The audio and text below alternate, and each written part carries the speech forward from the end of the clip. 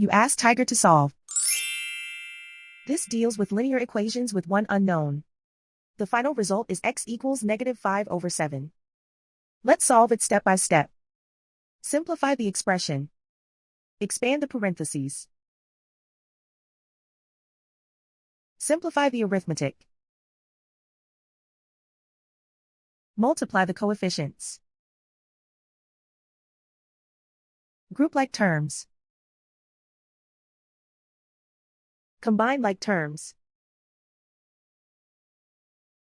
Group all constants on the right side of the equation. Subtract 20 from both sides. Simplify the arithmetic.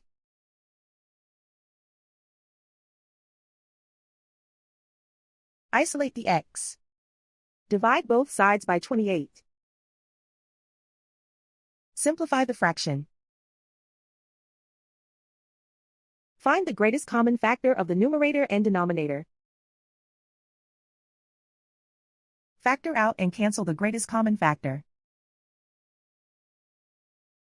And so the final result is x equals -5/7.